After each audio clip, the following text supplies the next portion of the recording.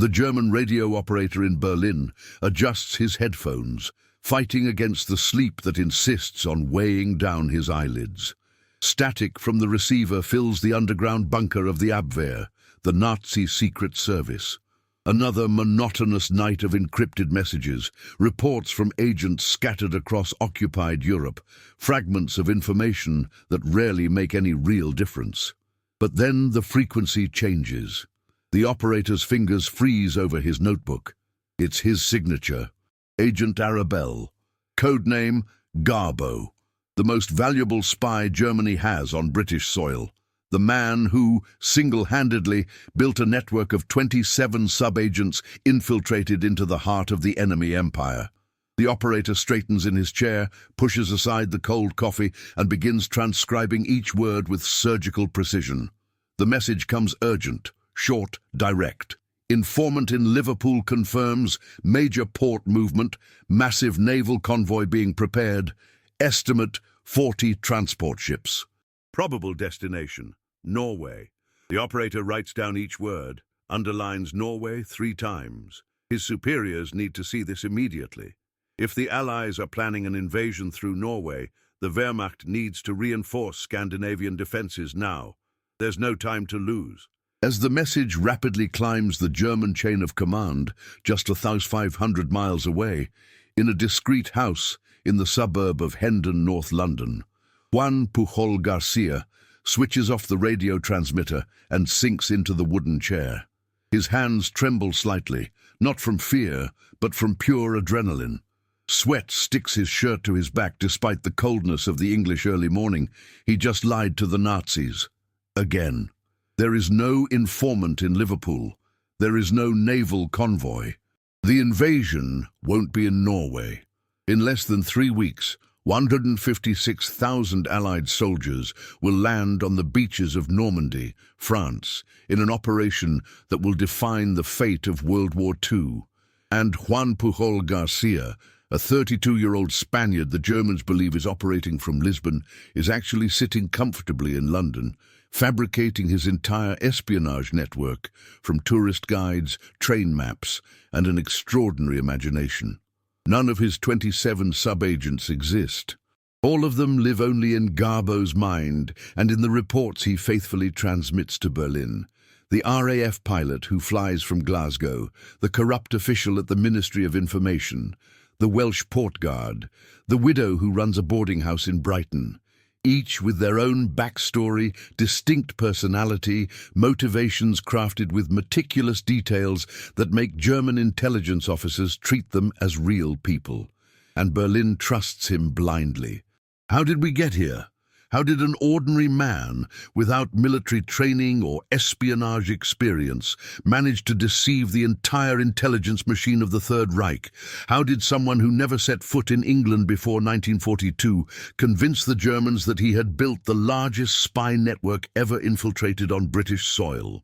The answer begins 3 years earlier in Barcelona, when a young hotel manager decided he needed to do something, anything, to combat the fascism that had destroyed his native Spain. Origins of an unlikely spy, Barcelona, and the decision January 8, 1941. Barcelona, Spain, the Hotel Majestic stands on Passeig de Gracia, its facade bearing the scars of a civil war that ended barely 2 years ago.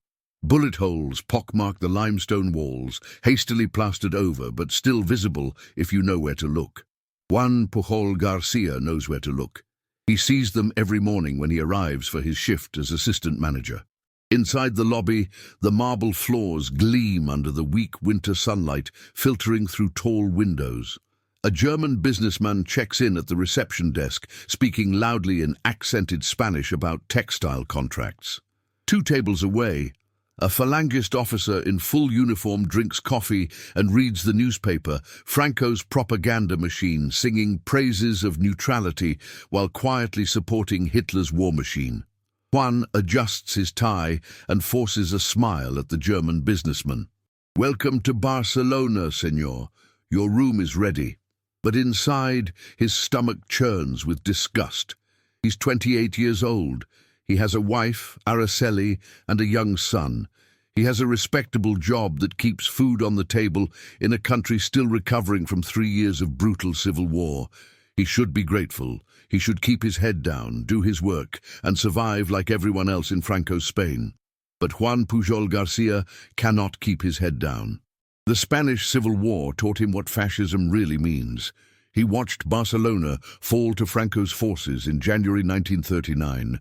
He saw friends disappear into prisons. He witnessed executions in the streets. The screams still echo in his memory. And now, as Nazi Germany marches across Europe, swallowing country after country, Juan feels the same suffocating darkness spreading across the continent like a plague. Someone needs to do something. And if no one else will, then maybe he should. That evening, Juan walks home through the Gothic quarter, his footsteps echoing off medieval stone walls. The streets are dark, blackout regulations, even in neutral Spain. He passes a cinema showing German newsreels celebrating Wehrmacht victories in France, in Poland, in Norway. Posters of Franco hang alongside swastikas. The message is clear: Spain may be officially neutral, but its sympathies lie firmly with the Axis powers. In his small apartment on Carrère de Saint-Père, Araceli is putting their son to bed. Juan kisses the boy's forehead, watches him sleep for a long moment, memorizing the peaceful rise and fall of his small chest. Then he sits at the kitchen table with a piece of paper and a pencil. He starts writing a letter to the British Embassy. "Dear Sirs, I am a Spanish citizen who opposes fascism and wishes to offer my services to the Allied cause. I have access to German businessmen and military contacts through my work at Hotel Majestic. I can provide valuable intelligence from Barcelona and potentially infiltrate enemy networks." His handwriting is careful, deliberate. Each word is a crime under Franco's Spain. If the secret police intercept this letter, he's a dead man. If they find out he's even thinking about helping the British, he'll join the tens of thousands already rotting in Spanish prisons, if he's lucky. If he's unlucky, he'll face a firing squad at Montjuic Castle, where so many Republicans met their end, but doing nothing feels worse than the risk. The next morning, Juan mails the letter from a post office far from his neighborhood, far from anyone who might recognize him. Then he waits. Days turn into weeks. No response comes. He tries again. This time, he visits the British Embassy directly, standing outside the building for 15 minutes, gathering courage, watching Spanish police patrol the street. Finally, he walks through the gates and requests a meeting with someone from intelligence services. The receptionist, a stern British woman with grey hair pulled into a tight bun, looks him up and down with barely concealed contempt. "Another Spanish opportunist," her expression says. "Another person looking for money or a visa or some angle to exploit British desperation. We're not accepting applications," she tells him in clipped English, "but I can help. Good day, senor." The door closes firmly in his face. Juan stands on the embassy steps, feeling foolish. What was he thinking? That they would just welcome him with open arms? That a hotel manager from Barcelona would be trusted with espionage work? He has no training, no experience, no credentials. Just a burning desire to fight fascism and an apparently massive overestimation of his own importance. But rejection only makes Juan more determined. Over the next few weeks, a new idea begins forming in his mind. It's audacious, probably insane, definitely dangerous, but it might actually work. If the British won't recruit him, maybe the Germans will. The Portuguese in Lisbon, building the first lie, February 3rd, 1941. Madrid, Spain. The German embassy in Madrid occupies a grand building on Calle de Fernando el Santo. Swastika flags hang from the second-floor balcony, their red fabric snapping in the cold February wind. Juan Pujol Garcia pushes through the heavy wooden doors, his heart hammering so hard he's certain everyone in the building can hear it. Inside, the lobby is all polished marble and Nazi efficiency. A massive portrait of Adolf Hitler dominates one wall, his painted eyes seeming to follow visitors as they move. Two SS officers in black uniforms stand guard near the grand staircase, their faces carved from stone, machine guns held at ready. A receptionist sits behind an ornate mahogany desk, typing methodically on a German typewriter, each keystroke echoing through the cavernous space. Juan approaches. "I'd like to speak with someone about contributing to German intelligence efforts." The receptionist doesn't even look up. "Do you have an appointment?" "No, but this is important. We don't take walk-ins. Write a letter requesting a meeting." Her fingers never stop typing. Juan leaves, writes the letter, and receives no response. He tries again and again. The Germans, it turns out, are no more interested in a random Spanish hotel manager than the British were. Weeks pass. His letters go unanswered.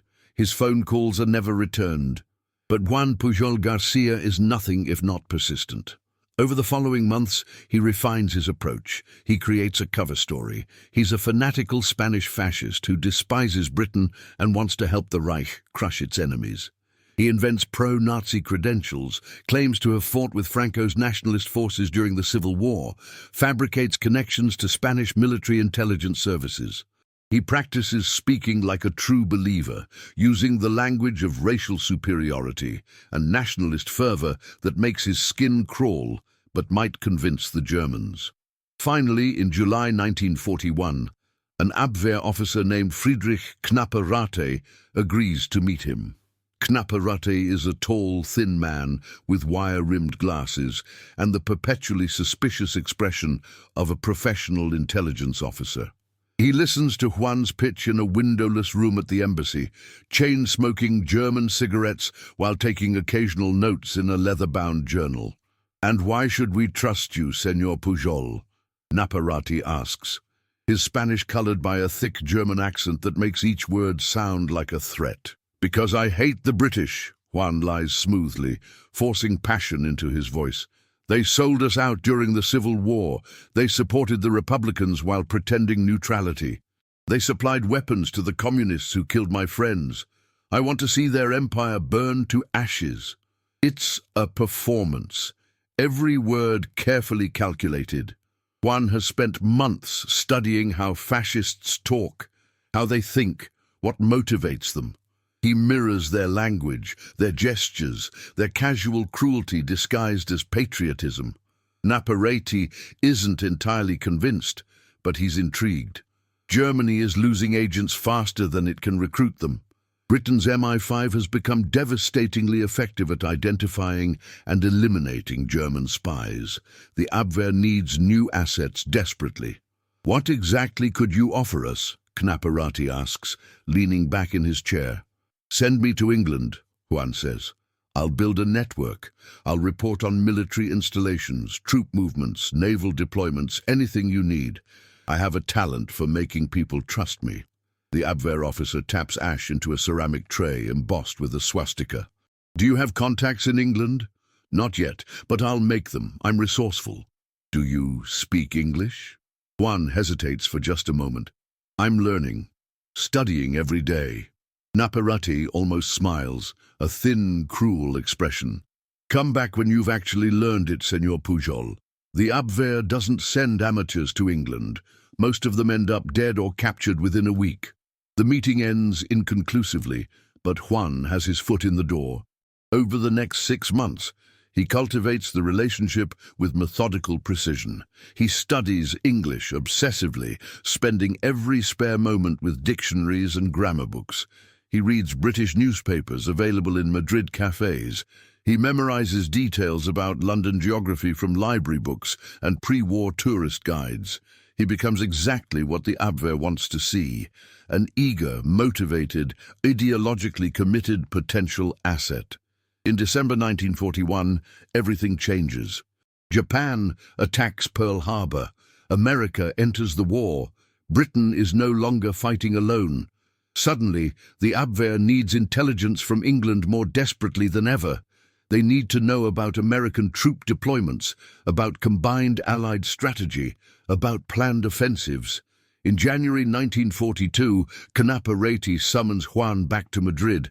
"We're prepared to activate you," the German officer says, sliding a manila folder across the desk. "Study these materials, memorize the procedures. You'll be provided with everything you need: invisible ink, a code book, cover identity documents, contact protocols in Lisbon." Juan opens the folder with trembling hands. This is it. He's actually done it. The Germans are recruiting him. There's just one enormous problem. Juan has absolutely no intention of actually going to England. He has no visa, no travel documents, no way to legally enter Britain during wartime. The British Embassy has already rejected him multiple times. If he tries to enter illegally, he'll be arrested immediately, probably shot as a German spy. So Juan decides to do something audacious, something insane, something that will either change the course of the war or get him killed. He decides to fake it. On January 19th, 1942, Juan boards a train from Madrid to Lisbon, Portugal. The Germans believe he's continuing from there to England, traveling on forged Portuguese papers they've provided.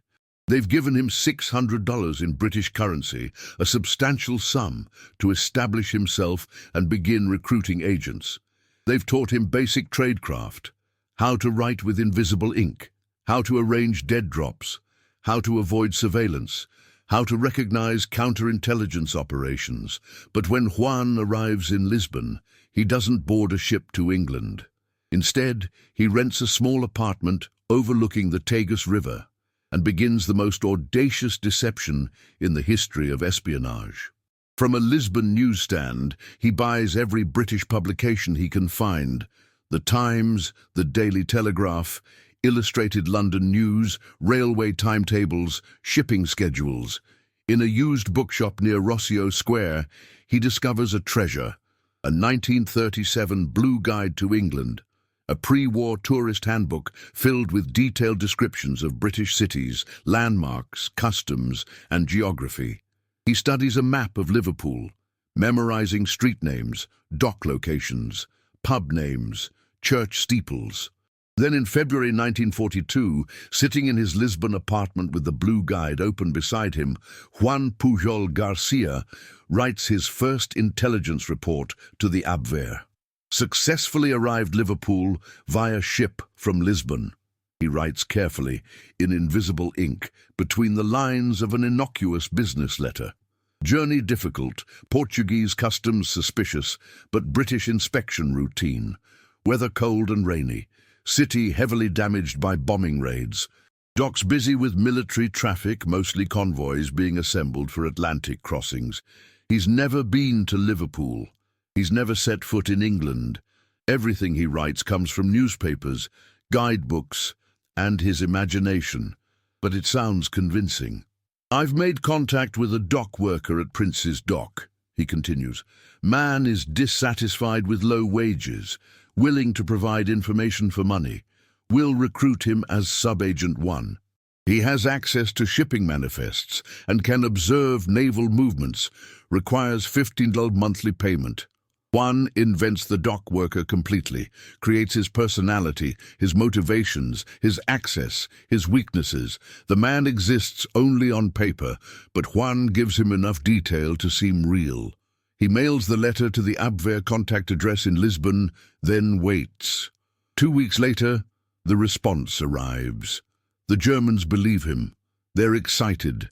They authorize payment for Sub-Agent 1. They request more information about Liverpool dock facilities. They want details about convoy departure schedules. Juan can barely believe it worked.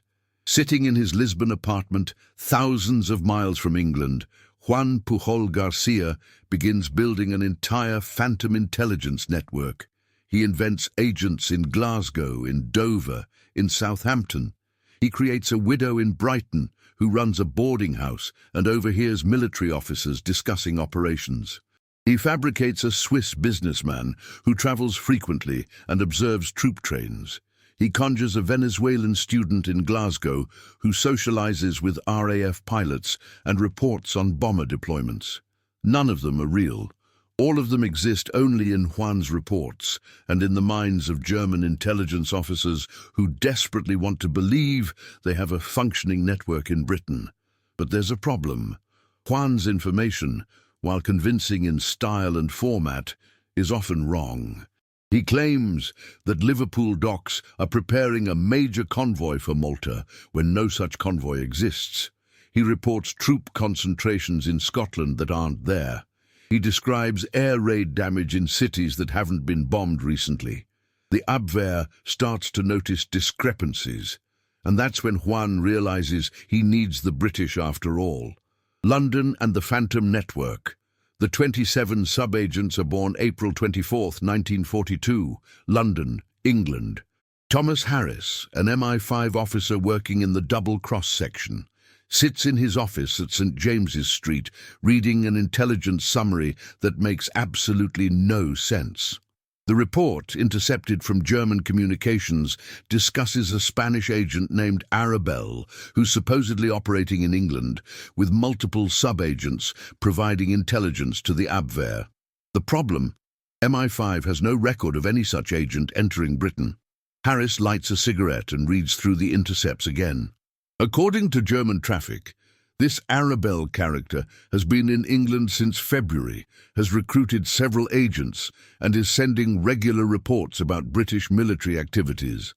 But British counterintelligence, which tracks virtually every German spy who enters the country, has no knowledge of him, which means either MI5 has a massive security failure on their hands, or something else is happening. Harris picks up the phone. "Get me someone from the Iberian section. I need to know about Spanish nationals attempting to contact British intelligence in the past year." 3 hours later, the file arrives, and there it is. Juan Pujol Garcia, Spanish hotel manager, approached British embassy in Madrid multiple times in early 1941, offering to spy for Britain. Rejected as unreliable, last known location, Barcelona. Harris stares at the file, then at the German intercepts, then back at the file. A slow smile spreads across his face. "You magnificent bastard," he whispers. "This Juan Pujol has apparently done what MI5 couldn't, successfully infiltrated German intelligence and convinced them he's operating in Britain when he's actually in Portugal.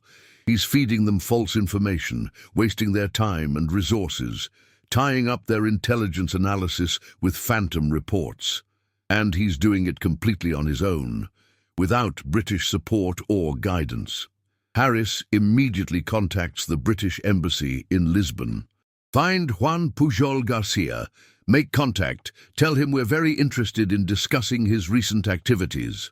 On April 27, 1942, a British intelligence officer named Jean Risso-Gill knocks on Juan's apartment door in Lisbon. Juan opens it, sees the British officer, and nearly collapses with relief. "I've been trying to reach you for over a year," Juan says in accented English, gesturing Risso-Gill inside. "I'm working for the Germans. I'm pretending to be in England. I'm sending them false information. Please tell me you can help me do this properly." Risso-Gill sits down, lights his pipe, and examines the exhausted Spanish man across from him. "Show me everything you've sent them." Juan produces his notebooks, his correspondence, his invisible ink materials, his codebooks. He shows Risso-Gill the newspaper clippings he's used to fabricate reports, the maps he's studied, the careful records of every sub-agent he's invented.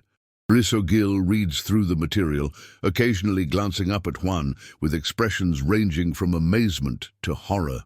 Some of Juan's intelligence is actually accurate by accident. Some of it is wildly wrong. And some of it, if the Germans act on it, could inadvertently cause problems for actual British operations. "You need to come to London," Risso-Gill finally says. "Immediately." In May 1942, Juan Pujol Garcia, along with his wife Araceli, is smuggled into Britain via Gibraltar. He's given the code name Garbo by the British, after the actress Greta Garbo, because he's the greatest actor in the world. The Germans still know him as Arabelle. In London, Juan meets his handlers, Thomas Harris and Cyril Mills. They take him to a safe house in Hendon and begin the most extraordinary collaboration in intelligence history. "Right," Harris says, spreading Juan's notebooks across a table.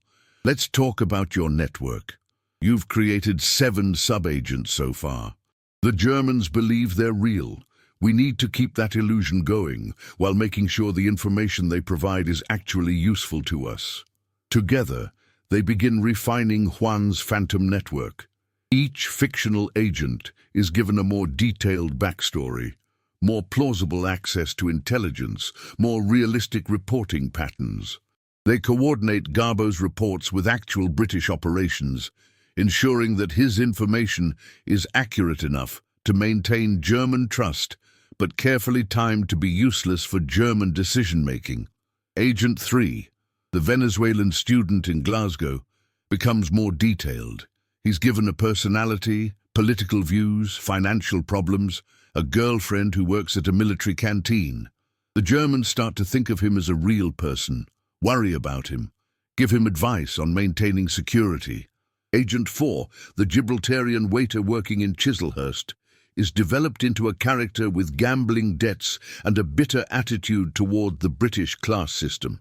The Germans find him entirely believable because he fits their prejudices about British society. By the end of 1942, Garbo's network has grown to 14 sub-agents, each with their own sub-sub-agents.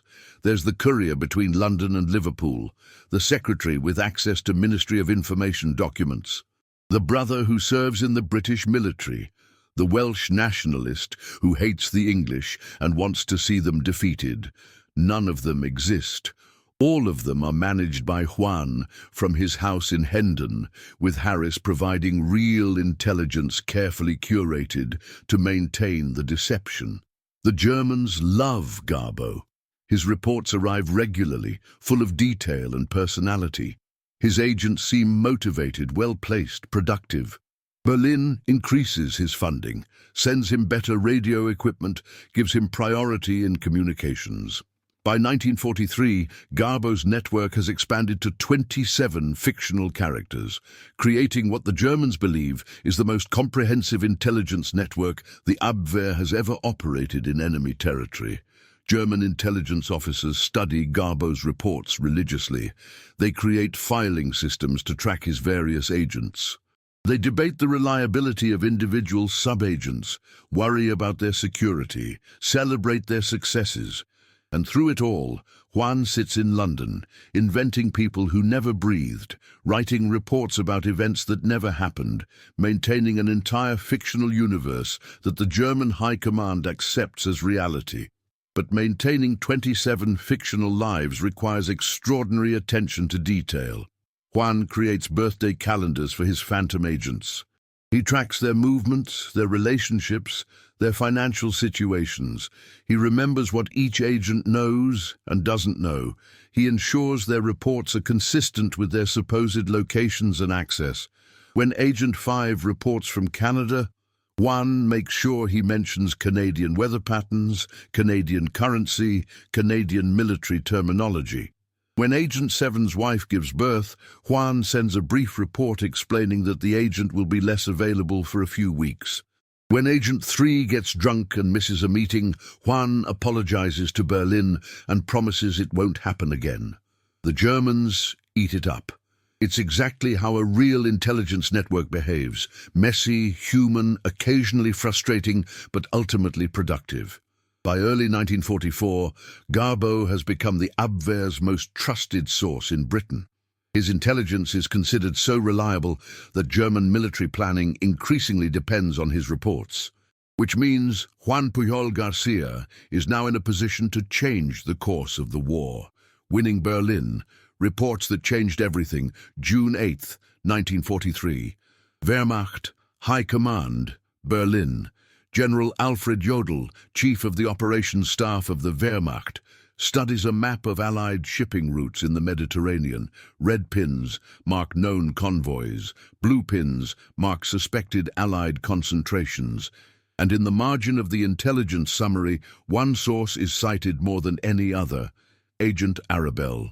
Jodl's aide, Major Wilhelm Meyer, stands at attention beside the desk. The report from Arabelle arrived this morning, Herr General. He confirms significant Allied naval activity in Gibraltar. His Agent 4 reports convoy assembly consistent with major operation. Jodl nods slowly. Arabelle's intelligence has been consistently reliable.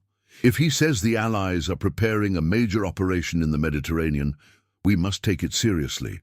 This is the moment that validates everything Juan has been building. His reports aren't just believed, they're influencing actual German military decisions. But getting to this point required Juan to perform one of the most dangerous high-wire acts in espionage history, providing the Germans with intelligence accurate enough to maintain their trust, but carefully timed and contextualized to be strategically useless. It started in July 1942, when Allied convoys to Malta were taking heavy losses from German U-boats and Italian aircraft. British intelligence knew the routes were compromised, but couldn't change them without arousing German suspicion. So they decided to use Garbo to reinforce German expectations while subtly misdirecting German resources. Juan sent a report.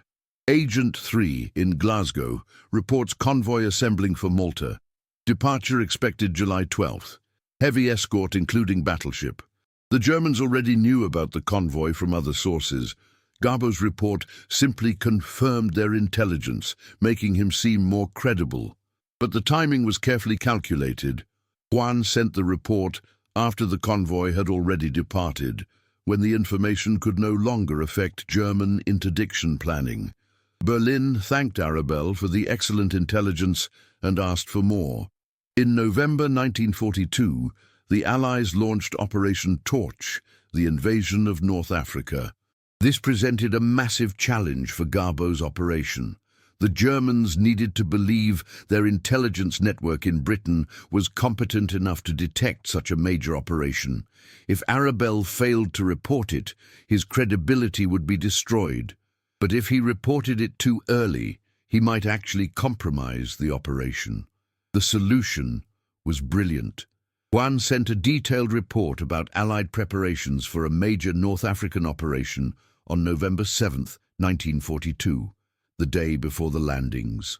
His message was marked urgent and contained accurate information about invasion targets, force composition, and timing. There was just one problem. The message was deliberately sent late at night, when German radio operators weren't monitoring the frequency carefully. By the time Berlin decoded and processed Garbo's warning, Allied forces were already landing on North African beaches.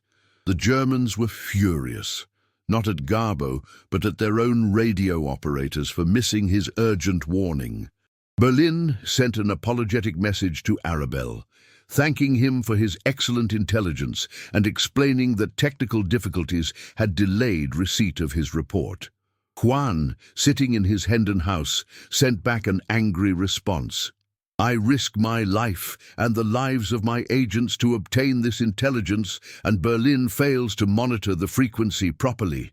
This is unacceptable. People will die because of this incompetence." The Germans apologized profusely. They improved their radio monitoring procedures. They increased Garbo's funding. They gave him better equipment.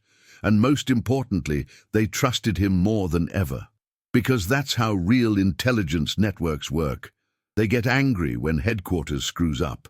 The Germans' experience with legitimate agents told them that Arabelle's outrage was authentic.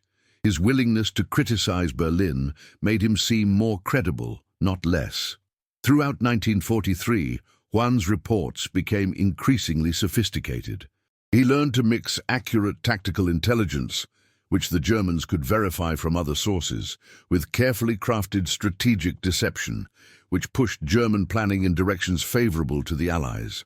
When the Allies bombed Hamburg in July 1943, killing 42,000 civilians in a firestorm, Juan sent sympathetic messages expressing his agent's shock at the destruction. He reported British civilian morale, German refugees arriving in Britain, rumors about future bombing targets. All of it was designed to seem authentic, emotional, and useful to German intelligence analysis. By late 1943, Garbo's network was so trusted that German intelligence officers were debating whether individual reports from his sub-agents were reliable, treating them as if they were real people with varying levels of access and competence. Agent 3, the Venezuelan student, was considered highly reliable for information about British military morale and general strategic intentions, but less useful for specific tactical intelligence. Agent 7, the seaman operating between Britain and Canada, was valued for information about Atlantic convoy operations, but criticized for occasionally providing outdated intelligence. Agent 4, the Gibraltar waiter, was considered excellent for information about Mediterranean naval movements, but too low-level to have access to strategic planning. The Germans had created entire psychological profiles of people who existed only in Juan's imagination.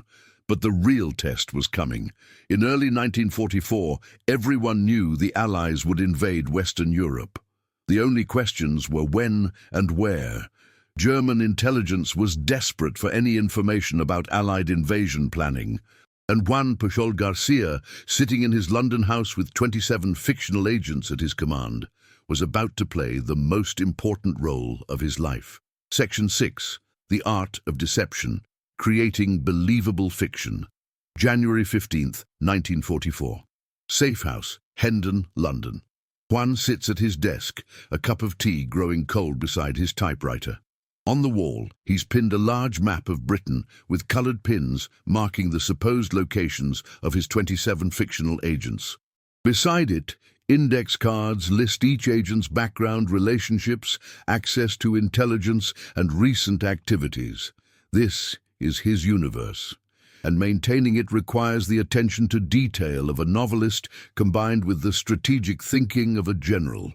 Thomas Harris enters the room, dropping a stack of newspapers on the desk. Morning briefing. We need to have Agent 3 report on troop movements in Scotland, but we need to make sure it's consistent with what he would actually be able to observe from Glasgow. Juan nods, pulling out Agent 3's file. He's a student at Glasgow University, lives in boarding house near Sauchiehall Street, has girlfriend who works at military canteen on Clydeside. He would observe troop trains passing through Central Station, hear gossip from military personnel at girlfriend's workplace, maybe notice increased activity around military installations. Exactly, Harris says, so he can report general observations. More soldiers in the city, more trains heading north, increased security around certain areas.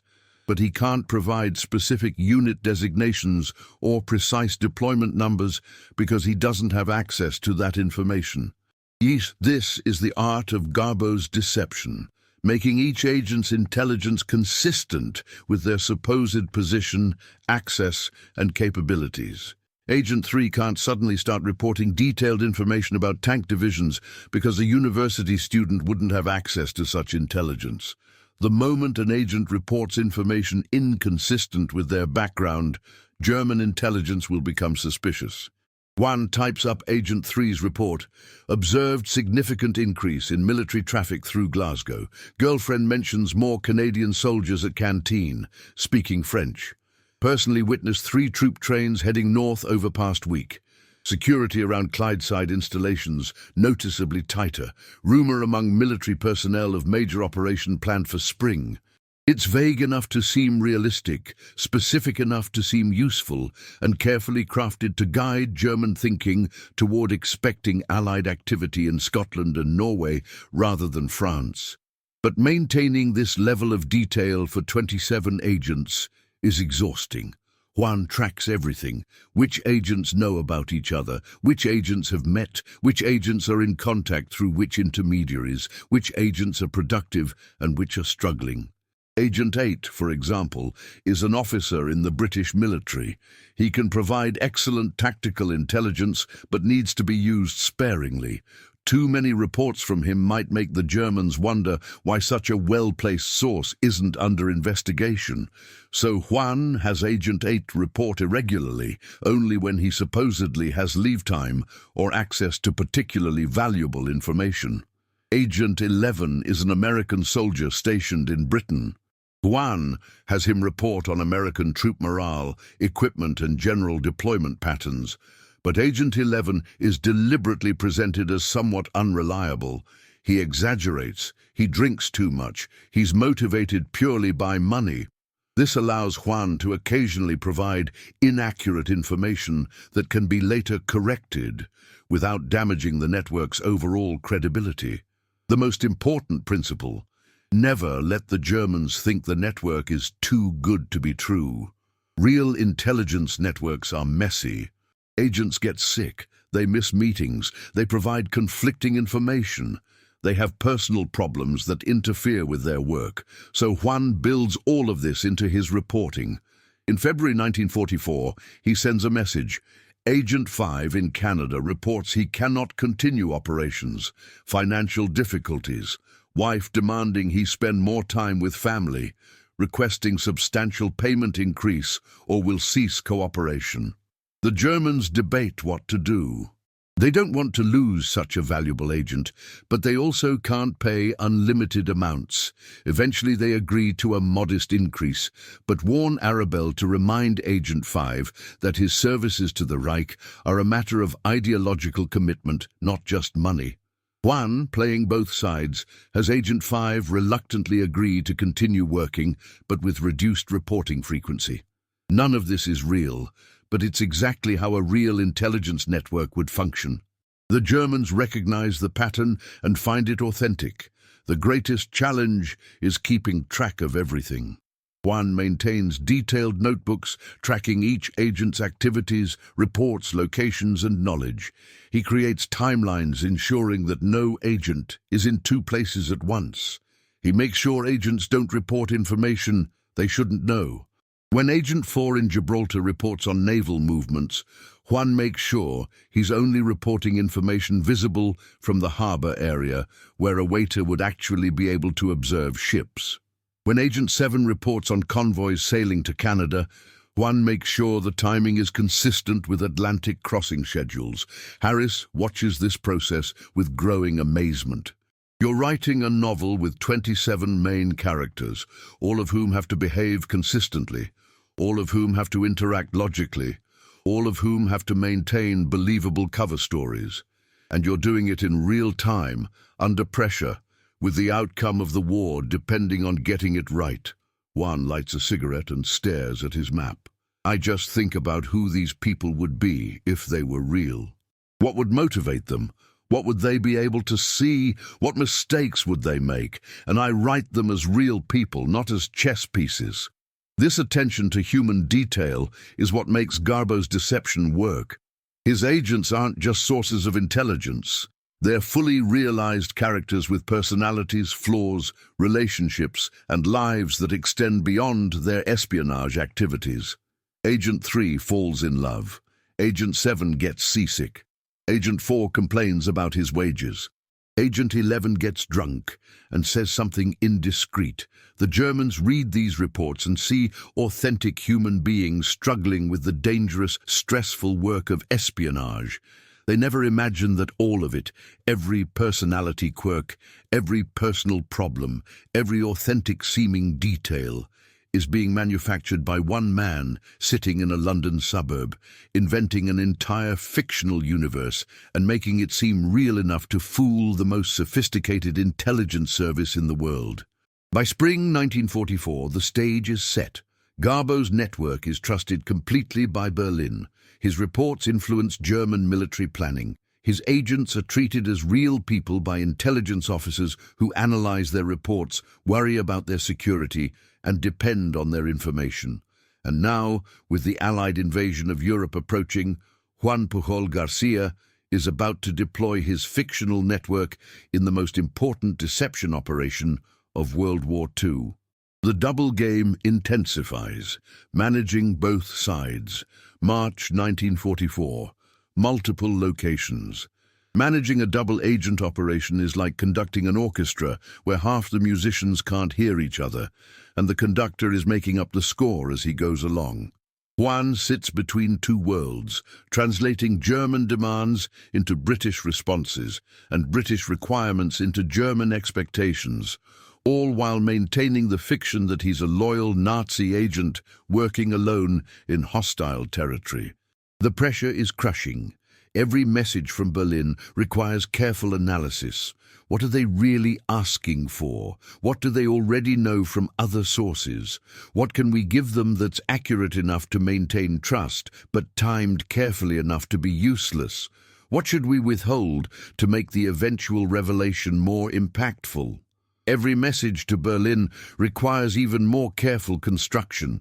What would Arabelle reasonably know at this point?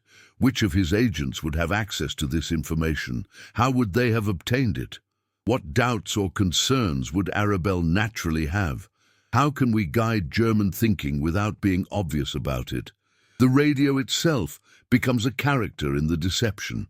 Juan transmits from his Hendon house using a Mark II radio transmitter provided by British intelligence.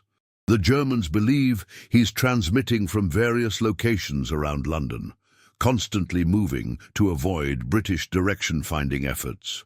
Juan maintains this fiction by occasionally reporting close calls with British security services, near misses with radio detection units, forced changes of transmission location. Nearly discovered tonight, he transmits in March 1944. British detector van in neighborhood. Had to abort transmission and relocate. Will resume tomorrow from new location. The Germans accept this as normal operational security. They don't realize Juan is sitting in the same house every night, never in any danger, reporting imaginary brushes with counterintelligence. But the real complexity comes from managing information flow. British intelligence knows what the Allies are planning. Juan needs to provide the Germans with enough intelligence to maintain credibility while carefully misdirecting their strategic assessment. This requires a delicate balance. Too much accurate intelligence, and he might actually help the Germans. Too little, and they'll lose trust in his network. The timing has to be perfect. Accurate information provided when it's too late to act on it. Or inaccurate information that reinforces German preconceptions and leads them to make wrong decisions. In April 1944, Harris briefs Juan on the overall Allied deception plan. The Germans know we're coming. They know it's going to be France. What they don't know is where in France and exactly when. Our job is to make them think it's Calais, not Normandy. And we need them to believe that even after we land in Normandy, Calais is still the real target. Juan nods, already thinking through how his agents would report this. So we need a gradual build-up, multiple agents reporting evidence that points to Calais, troop concentrations in Kent and Sussex, increased military traffic in southeast England, naval preparations in Thames Estuary, radio traffic suggesting major headquarters in Kent. Exactly, but it has to seem natural. If all your agents suddenly start reporting Calais-related intelligence, it'll look coordinated. The reports need to be varied, sometimes conflicting, with different agents noticing different pieces of the puzzle. Over the next 6 weeks, Juan orchestrates a symphony of fictional observations. Agent 3 in Glasgow reports seeing Canadian troops being moved south, possibly towards southeast England. Agent 7, traveling on merchant ships, notices unusual naval activity in Thames approaches. Agent 4 in Gibraltar overhears conversations about supply shipments to Dover. Agent 11 in South England reports increased American troop presence around Folkestone. None of the intelligence is definitive.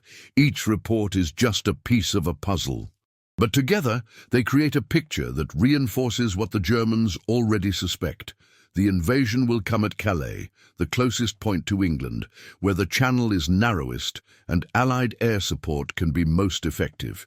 It's exactly what German military logic says should happen, so they believe it. But maintaining this deception while keeping the Germans engaged requires giving them real intelligence too. One can't just feed them false information about Calais. He needs to maintain credibility by also reporting accurate information about other aspects of Allied operations. So he reports on Allied bombing campaigns, information the Germans already know from being bombed, British industrial production, information available from neutral sources, American troop arrivals, visible from multiple locations, and general strategic intentions, vague enough to be unactionable. The Germans verify this information from other intelligence sources and conclude that Arabelle is even more reliable than they thought. Meanwhile, Juan is drowning in paperwork. Every transmission requires encryption and decryption. Every agent's report requires careful documentation. Every piece of intelligence requires verification against other sources to ensure consistency. The mental bookkeeping is staggering, tracking which agent knows what, which information has been reported when, which German questions have been answered or evaded. His wife Araceli helps where she can, managing logistics, handling correspondence, maintaining the household. But the weight of the operation falls primarily on Juan. He's the one who has to remember every detail of his fictional universe. He's the one who has to think like 27 different people simultaneously. The stress begins showing. Juan loses weight. He sleeps poorly, waking in the middle of the night worried that he's made an inconsistency in his reporting, that some detail doesn't match, that the Germans will notice a contradiction and realize the entire network is fiction. Harris notices. "You need to take breaks. We can slow down the reporting frequency." "No," Juan says firmly.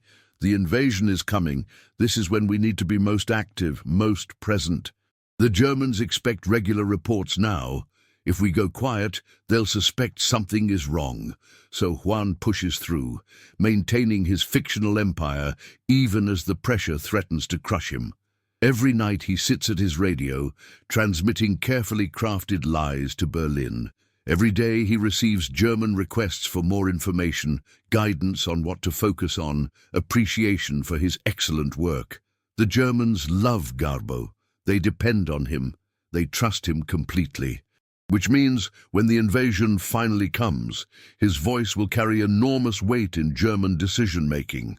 And Juan Pujol Garcia, the failed hotel manager from Barcelona who couldn't get either side to take him seriously 3 years ago, is now positioned to potentially save thousands of Allied lives if he can just hold it together a little bit longer. Section 8. Operation Fortitude. Deceiving Hitler before D-Day, May 1944. Supreme Headquarters, Allied Expeditionary Force, Schaff, London. The invasion plan is called Operation Overlord. The deception plan designed to protect it is called Operation Fortitude. And Agent Garbo is about to become its most important weapon. General Dwight D. Eisenhower, Supreme Allied Commander, studies intelligence summaries about German defensive preparations. The Wehrmacht has 58 divisions in France and the Low Countries, but their distribution matters enormously. If most of those divisions are concentrated around Calais when the Allies land in Normandy, the invasion has a chance. If they're positioned to reinforce Normandy quickly, the beaches could become a killing ground. Operation Fortitude's goal: convince the Germans that the main invasion will hit Pas-de-Calais, 200 miles northeast of the actual Normandy landing sites. Keep them believing this even after the Normandy landings begin. Make them think Normandy is just a feint, a diversion to draw troops away from Calais, where the real invasion will strike. To sell this deception, the Allies are deploying everything: fake armies with inflatable tanks and dummy landing craft, false radio traffic, controlled leaks through diplomatic channels, and double agents feeding carefully crafted intelligence to German intelligence. And the most trusted of all those double agents is Garbo. In early May, Juan receives detailed briefing from Harris and the Fortitude planners. "We're creating a fictional army group called FUSAG, First United States Army Group, supposedly commanded by General Patton and based in southeast England. This army group doesn't exist, but the Germans need to believe it's real, it's massive, and it's preparing to invade Calais." Juan nods, already planning how his agents would report this. "So we need multiple independent confirmations. Different agents in different locations, all observing pieces of FUSAG that fit together into a coherent picture." "Exactly, but it has to build gradually. We can't have all your agents suddenly discovering this army group at once." Over the next 4 weeks, Juan orchestrates the most elaborate performance of his career. Agent 3 in Glasgow reports observing American Third Army units being moved south toward England. He notes unit insignia, overhears soldiers talking about deployment to Kent, observes equipment being loaded onto trains. Agent 7, working on merchant ships, reports unusual concentrations of landing craft in Thames estuary and along southeast coast. He provides details about ship types, approximate numbers, security measures. Agent 4, the Gibraltar waiter, overhears senior officers discussing supply requirements for major operation targeting Calais area.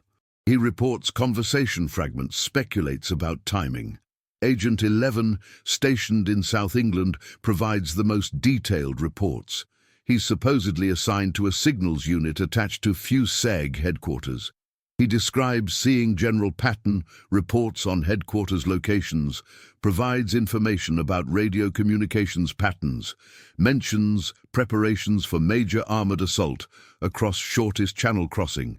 Each report is carefully calibrated, specific enough to seem credible, vague enough to avoid providing actionable tactical intelligence, consistent enough with other reports to create a coherent picture, and timed to arrive when the Germans are most receptive to believing it. The Germans eat it up. German intelligence analysis, intercepted and decoded by British codebreakers at Bletchley Park, shows that Hitler and his high command are convinced FUSAG is real.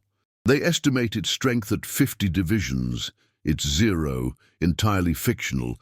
They believe Patton is commanding it. He's actually in England, but not commanding anything yet, deliberately visible to confirm the deception. They're certain the main invasion will target Calais. By late May 1944, German defensive dispositions reflect this belief. The 15th Army, strongest German formation in the West, remains concentrated around Calais. Mobile panzer divisions that could reinforce Normandy are held back, waiting for the real invasion at Calais. Operation Fortitude is working, and Garbo is its most successful component. But the hardest part is still coming. On June 5, 1944, Juan receives his final briefing from Harris. Tomorrow is D-Day. Tomorrow, 156,000 Allied soldiers will land on 5 beaches in Normandy. Tomorrow, the fate of the war will be decided. Your job, Harris says, is to make the Germans believe that Normandy is a diversion. Even after our troops are ashore, even after the fighting starts, you need to convince Berlin that the real invasion is still coming at Calais. Juan nods slowly. So I report the Normandy landings, confirm they're happening, but frame them as a secondary operation designed to draw German reserves away from Calais, where the main attack will follow in a few days. Exactly. The Germans need to keep their strongest units at Calais, waiting for an invasion that's never going to come. Every day they wait is another day for our troops to consolidate the beachhead in Normandy. That night, Juan sits at his radio, knowing that tomorrow thousands of men will die on French beaches, knowing that his next few messages might determine how many of those men survive. No pressure. D-Day approaches, the final deception. June 6, 1944, 2:00 a.m. Hendon, London. Juan can't sleep. In a few hours, the invasion begins. Across southern England, 156,000 soldiers are boarding ships and aircraft, heading for Normandy beaches codenamed Utah, Omaha, Gold, Juno, and Sword. Many of them won't survive the day, and Juan Pujol Garcia holds one of the keys to their survival in his hands. At 3 a.m., his radio receiver crackles to life. Message from Berlin. Report immediately on any unusual military activity. Highest priority. The Germans know something is happening. They're monitoring radio traffic, observing weather patterns, trying to determine if tonight is the night. They're asking all their intelligence assets for information. Juan sits at his transmitter, carefully composing his response. Here's the crucial decision. He needs to warn the Germans about the invasion, but too late for them to do anything about it.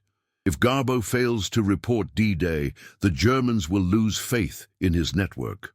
But if he reports too early, he might actually help German defenses. The solution was planned weeks ago. Juan will send an urgent message about the invasion starting around 3:00 a.m., just as Allied paratroopers are landing inland from the beaches, hours before the main amphibious assault begins, but too late for the Germans to significantly change their defensive preparations. Juan begins transmitting, "Urgent. Multiple agents report major military movement across southern England. Agent 7 confirms massive naval convoy departed Thames estuary, moving southwest. Agent 11 reports entire American division moved out of barracks in night. Agent 4 reports Gibraltar receiving instructions to prepare for major resupply operation. Assessment, invasion beginning, probable target Normandy coast, will continue monitoring and report details." He sends the message 3 times, marking it maximum priority. Then he waits. No response comes. The German radio operator in Berlin isn't monitoring the frequency.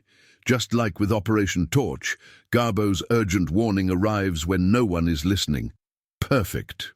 At dawn, Juan sends another message. "Attempted to reach Berlin at 0300 hours with urgent intelligence. No acknowledgement received. Invasion has begun. Allied forces landing on Normandy coast, multiple beach locations, massive naval support. Request immediate confirmation that Berlin is receiving my transmissions." Andi. This time Berlin responds immediately, apologetic, frantic, desperate for information. "Arabelle, your transmission of 0300 was not received due to monitoring error. Deepest apologies. Please provide all available intelligence on invasion operation. What forces are involved? What is the scale? Is this the main attack or a diversion?" Juan takes a deep breath. This is it, the most important message of the war. Agent 11 reports from southeastern England that Fusag remains at high readiness. No movement observed of Patton's army group. Agent 3 reports troops in Scotland have not been moved south. Agent 7 confirms that while major convoy has sailed, additional ships remain in Thames estuary. Analysis. Normandy operation appears to be large-scale diversion designed to draw German reserves away from Calais region. Main invasion force under Patton still in England, preparing for primary assault on Pas-de-Calais area.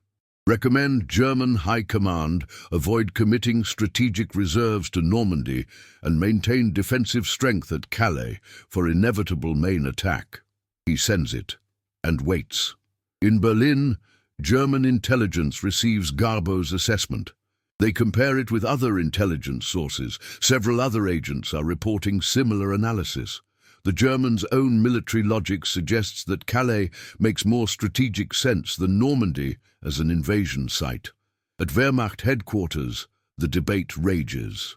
Should they commit the 15th Army and the Panzer divisions to reinforcing Normandy, or should they hold them back, waiting for the real invasion at Calais?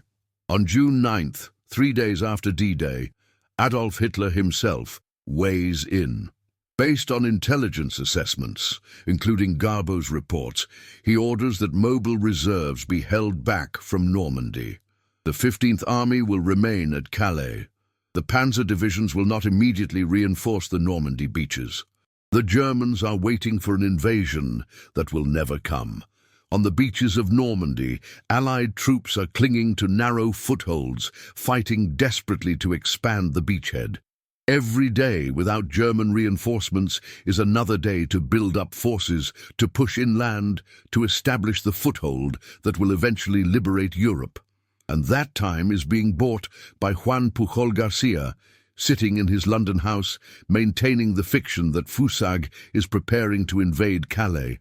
For 2 critical weeks, the Germans hold back their strongest units.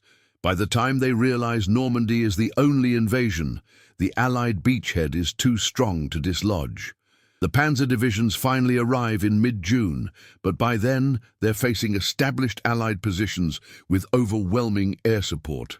Military historians will later estimate that Operation Fortitude, and specifically Garbo's post-D-Day deception, saved thousands of Allied lives and possibly determined the success of the entire invasion.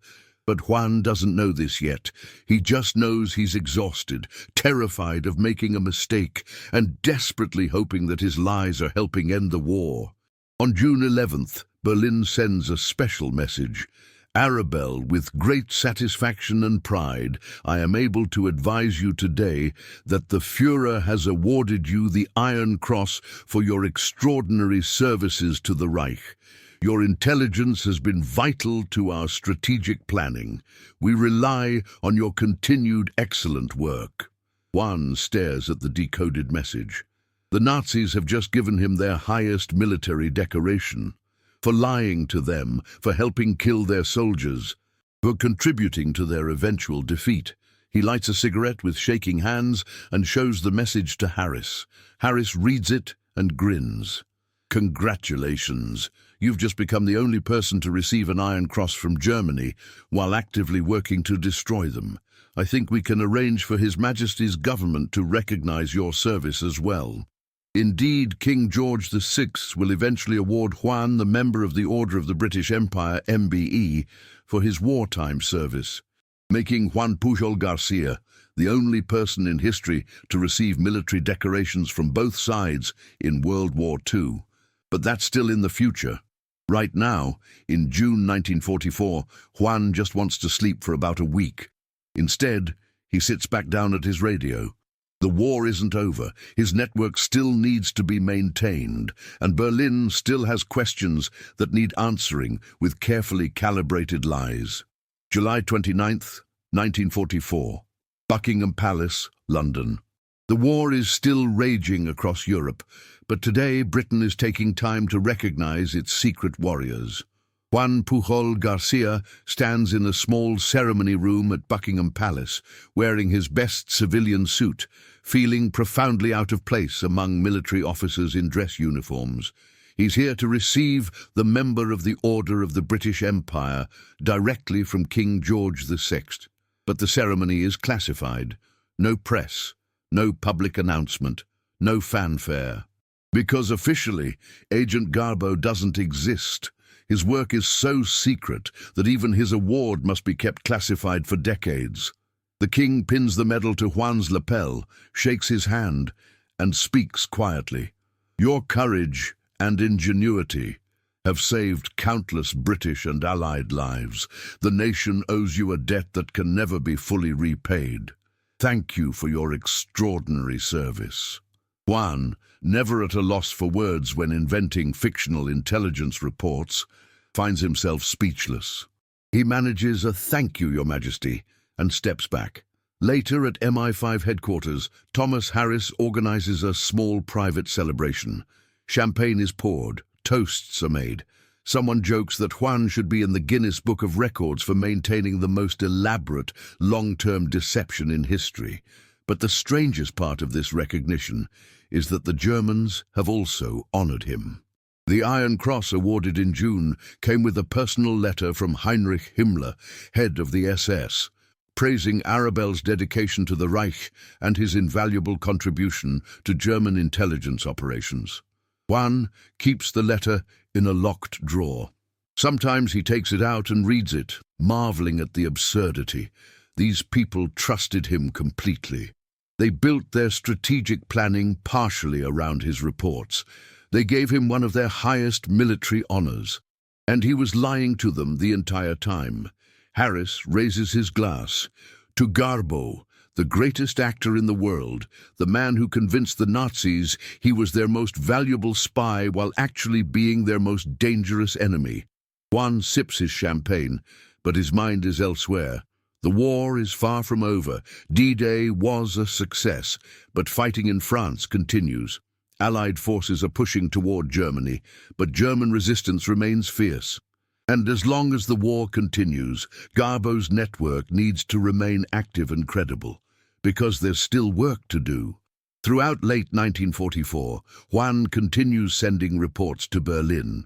But the intelligence landscape is changing. The Germans are losing. They know they're losing.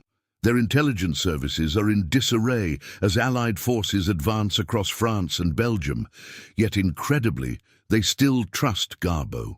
In August, as Allied forces liberate Paris, Juan reports through his agents about British and American troop movements, about supply difficulties, about tactical setbacks. The Allies are actually experiencing genuine logistical problems. Their advance has outrun their supply lines. Juan reports these problems honestly, information the Germans can verify from their own battlefield observations. This reinforces their faith in Arabelle, even as the Reich crumbles around them. In September, he reports on Operation Market Garden, the failed Allied attempt to capture bridges in Holland. His agents provide detailed information about the operation's failure. Thousands of British paratroopers killed or captured at Arnhem. The Germans can verify every detail from their own battlefield victory. Garbo's credibility somehow increases even as Germany's situation becomes hopeless. In October 1944, Berlin sends a message asking Arabelle to recruit additional agents, to expand his network, to provide more intelligence about Allied invasion plans for Germany itself. They're still planning for the future, still treating Garbo as a valuable long-term asset. Juan reads the message with a mixture of pity and amazement. The Third Reich has maybe 6 months left. Soviet forces are approaching from the east. American and British forces are on German borders from the west. The war is clearly lost, yet German intelligence is still asking their fictional spy network in Britain to recruit more fictional agents. Harris finds the whole situation darkly comic. They're sinking, but they still think your imaginary people can save them. It's extraordinary. They've invested so much in believing your network is real that they literally cannot accept that it might be fiction. By December 1944, communications with Berlin become irregular. Allied bombing has destroyed much of Germany's communications infrastructure. The Abwehr itself is being absorbed into other German intelligence services as the Nazi government consolidates its collapsing bureaucracy. On January 2nd, 1945, Juan receives what will be one of his last messages from Berlin. Arabelle, your service to the Reich has been invaluable. If circumstances require you to cease operations, destroy all evidence and protect your agents, the Führer will remember your loyalty. They're preparing for defeat. Even the Nazis can see the end coming now. Juan sends back a defiant message, staying in character to the end. We'll continue operations as long as possible. Network remains committed to the cause. Long live Germany. He never hears from Berlin again. On May 7th, 1945, Germany surrenders unconditionally. The war in Europe is over. Juan Pujol Garcia sits in his Hendon house, staring at his silent radio transmitter. For 3.5 years, he's maintained the most elaborate deception in espionage history. He's invented 27 people, given them lives and personalities and motivations, made them real enough to fool the most sophisticated intelligence service in the world. And now it's over. The Germans never discovered the truth. They went to their defeat, believing that Agent Arabelle and his network were real, that they'd been betrayed by bad luck and Allied superiority, never imagining that one of their most trusted intelligence sources was completely fictional. That evening, Harris visits with a bottle of expensive scotch. They sit in Juan's kitchen, two men who've fought a secret war that most people will never know about. What you did, Harris says, pouring drinks, directly influenced the outcome of D-Day. Military historians estimate that Operation Fortitude delayed German reinforcements to Normandy by at least 2 weeks. That delay saved thousands of lives, possibly tens of thousands. You might have made the difference between success and catastrophic failure. Juan drinks his scotch and says nothing. He's thinking about all the German soldiers who died because their commanders held back reserves waiting for an invasion at Calais that never came. He's thinking about the Allied soldiers who survived because those German reserves weren't in Normandy. War is nothing but moral calculations that no one can ever fully balance. So what happens now? Juan asks. Harris leans back in his chair. Now you disappear. The Germans may have surrendered, but Nazi intelligence officers are scattered across Europe. Some of them know about Arabelle. If they ever discover who you really were, that you made fools of them for years, you and your family could be targeted for revenge. Juan nods slowly. He'd been expecting this. We'll help you create a new identity, Harris continues. New documents, new background, new life. Where do you want to go? Juan thinks about Barcelona, about Spain under Franco's dictatorship, about a country he can never safely return to. He thinks about Britain, about 4 years living in constant tension, about radio transmissions and fictional agents, and the crushing weight of maintaining an elaborate lie. Somewhere warm, he finally says, somewhere far away, somewhere I can just be a normal person for a while. 6 months later, Juan Pujol Garcia will disappear from Britain. Officially, he'll be dead, killed in Angola, or maybe Mozambique. Stories vary. His death will be reported to Spanish authorities.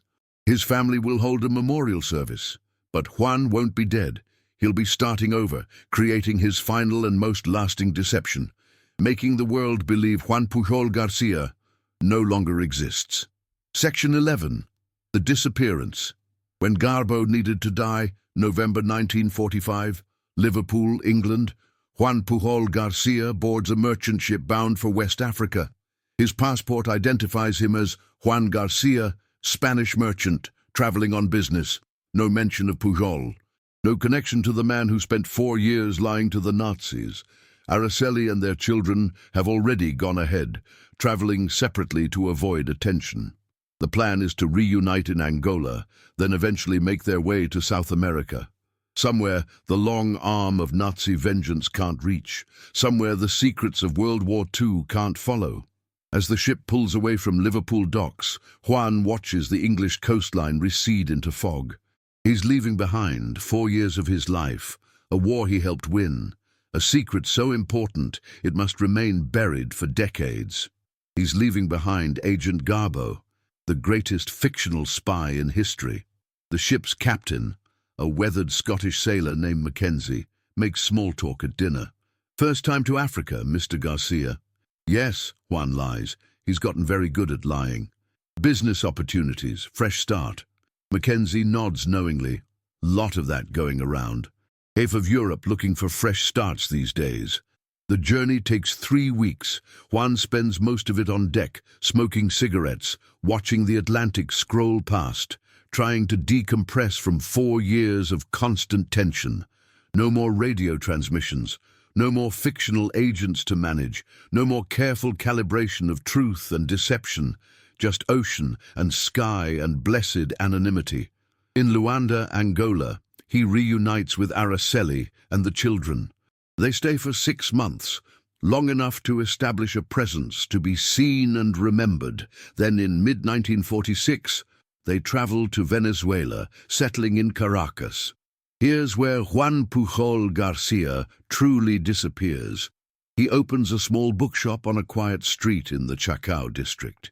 He teaches Spanish and English to local students. He lives a quiet, unremarkable life under his simplified name, Juan Garcia. Nobody knows who he really is. Nobody knows what he did during the war. His neighbors think he's just another Spanish refugee, fleeing Franco's Spain, like thousands of others. They have no idea that the quiet bookseller once received medals from both King George VI and Adolf Hitler. Years pass. The bookshop does modest business. Juan's children grow up knowing their father did something important during the war, but never learning the details. Araceli keeps the secrets, never speaking about London, about the Hendon House, about the radio transmissions that helped save D-Day. In Britain, MI5 maintains the fiction of Juan's death. His file is sealed, classified at the highest levels. The few people who knew about Operation Garbo are sworn to secrecy. The story is too sensitive, too extraordinary, too potentially embarrassing to intelligence services that were completely fooled. But secrets have a way of surviving. In 1949, a Spanish journalist named Manuel Aznar begins researching wartime espionage. He's heard rumors about a Spanish double agent who worked for the British. He starts asking questions in Madrid, in Barcelona, in intelligence circles. Juan, in Caracas, hears about these inquiries through old contacts. He goes deeper underground, closes the bookshop, moves to a different neighborhood, changes his name again, this time to Juan Garcia Villanova. Through the 1950s and 1960s, Juan lives in complete obscurity. He works various jobs: teacher, translator, occasional business consultant. He moves frequently within Venezuela, never staying anywhere long enough to establish deep roots that might attract attention. His children marry, have children of their own, never knowing that their grandfather orchestrated one of the greatest deceptions in history. Juan carries his secrets alone, an aging man with extraordinary stories he can never tell. In 1972, tragedy strikes. Araceli dies suddenly of illness. Juan is devastated. She was the only person who truly understood what they'd accomplished, what they'd sacrificed, what those 4 years in London really meant. He buries her in Caracas, a simple ceremony attended by a few friends who know him only as Juan Garcia, retired teacher. Nobody mentions the war. Nobody speaks about England. Alone now, Juan becomes even more reclusive. He lives in a small apartment in Choroní, a coastal town east of Caracas. He swims in the Caribbean Sea every morning. He reads voraciously, history, biography, novels. He watches the world change around him, the Cold War, technological revolutions, the fading of World War II from immediate memory into history. He assumes he'll die with his secrets intact. That Agent Garbo will remain a classified file in MI5 archives, forgotten by everyone except a few aging intelligence officers who are themselves dying off. But in 1984, everything changes. A British writer named Nigel West publishes a book about British intelligence operations during World War II. One chapter discusses Agent Garbo in detail, the fictional network, the D-Day deception, the extraordinary success of the operation. But West doesn't know Garbo's real identity. The British government has never revealed it. West speculates that Garbo probably died during the war or shortly after, which is what official records suggest. Juan reads the book in his Choroní apartment, sees himself described in third person, reads about Operation Fortitude, about the Iron Cross, about the MBE, about the 27 fictional agents he created. For the first time in 40 years, somebody is publicly acknowledging what he did.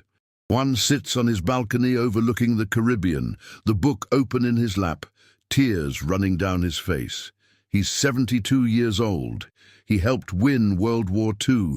He saved thousands of lives. He pulled off the greatest con in espionage history, and nobody knows he's still alive. Section 12, Legacy of the Greatest Liar, the man who saved D-Day, March 1984, Choroní, Venezuela. Nigel West's book changes everything. Juan reads it 3 times, marveling at seeing his wartime work described in print. West has gotten most of the operational details correct, clearly working from declassified MI5 files, but he's missed the most important detail. Garbo is still alive. Juan makes a decision. He's 72 years old. Most of the people who might seek revenge are dead or very old themselves. More importantly, his story deserves to be told. Not for glory, Juan has never sought recognition, but for history. Future generations should know what actually happened, how the D-Day deception worked, how one man with no training fooled Nazi Germany. He writes a letter to Nigel West, care of his publisher. Dear Mr. West, I read your book with great interest. I believe I can provide you with some additional information about Agent Garbo, because I am Agent Garbo. My name is Juan Pujol Garcia, and I am very much alive. The letter takes 3 weeks to reach West in London. When it arrives, West initially thinks it's a hoax. Garbo is supposed to be dead. This is probably some fraud trying to claim credit for wartime operations. But the letter includes details that aren't in any published source, specific code names for sub-agents, details about radio procedures, descriptions of meetings with Thomas Harris, information that only the real Garbo would know. West contacts MI5. They check their files, do research, and confirm something extraordinary. Juan Pujol Garcia is alive, living in Venezuela under an assumed name, and after 40 years of silence, he's ready to tell his story. In June 1984, Nigel West flies to Caracas. He meets Juan at a cafe in the city center, a small, elderly man with kind eyes and a gentle manner. Nothing about him suggests he once operated the most successful intelligence deception in military history. They talk for hours. Juan describes everything: Barcelona, Madrid, Lisbon, the Blue Guide to England, the invention of the 27 agents, the careful calibration of truth and lies, the pressure of D-Day, the Iron Cross, the MBE, the decades of hiding. West records every word, taking notes furiously. This is the intelligence story of the century, and he's getting it firsthand from the man who lived it. Why come forward now? West asks. Juan lights a cigarette, looks out at the Caracas streets. Because I'm old. Because the people who might have killed me for this are mostly dead, but mostly because I think people should know that ordinary people can make extraordinary differences. I was nobody, a failed hotel manager with no training, no connections, no resources, just a determination to fight fascism, and I managed to influence the outcome of the most important battle of the war. Over the next few months, Juan tells his complete story. West publishes it in a new book, this time with Garbo's real identity revealed.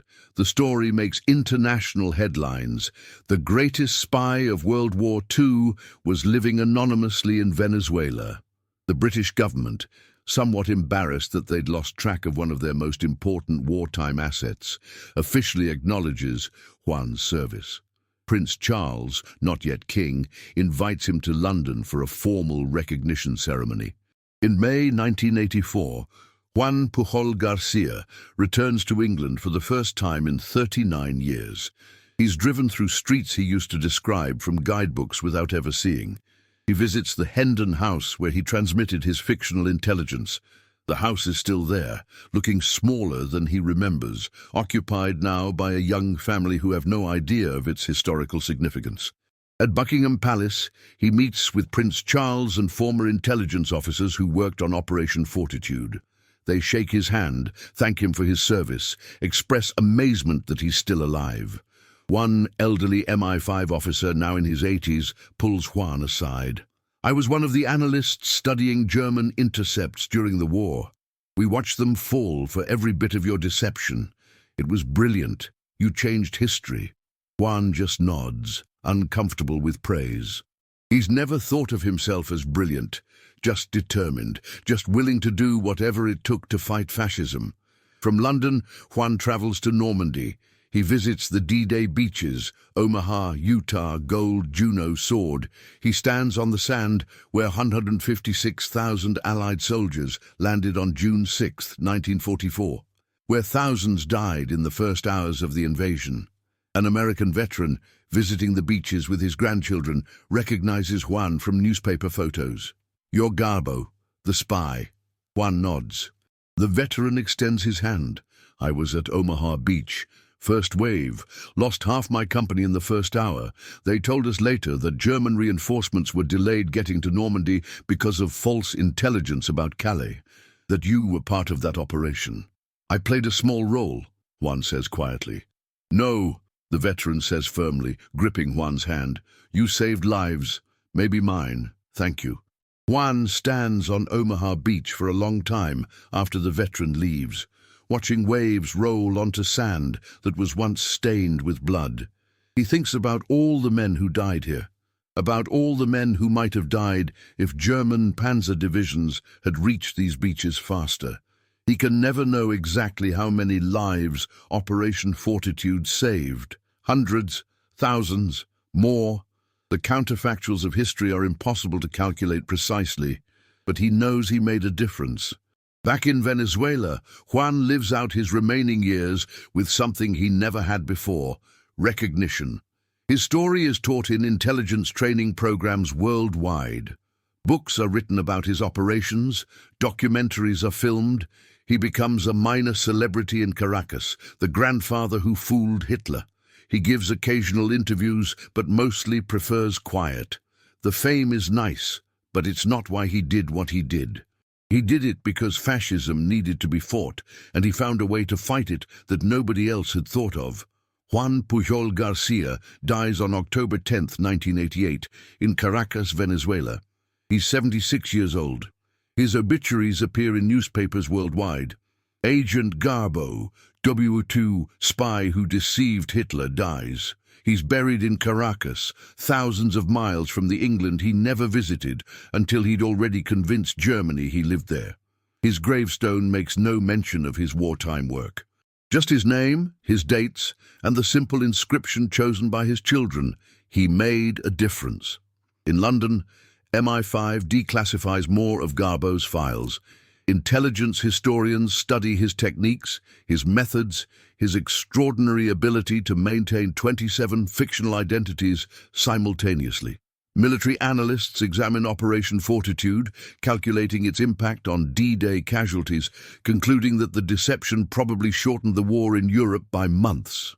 In Normandy, at the D-Day Museum, a small exhibit commemorates Agent Garbo's contribution to the invasion's success. Visitors learn about the man who created an entire phantom intelligence network and convinced Nazi Germany it was real. But perhaps Juan's most important legacy is simply this: he proved that ordinary people, armed with nothing but courage and creativity, can change history. He had no training, no connections, no resources except his own determination and imagination. And he helped win World War II. Not bad for a failed hotel manager from Barcelona who couldn't get anyone to take him seriously in 1941.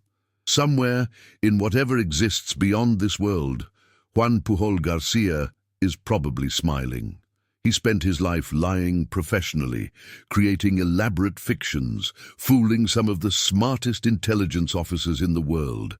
His final deception, making the world believe he was dead when he was alive, then revealing himself decades later to claim his place in history, was perhaps his most elegantly executed.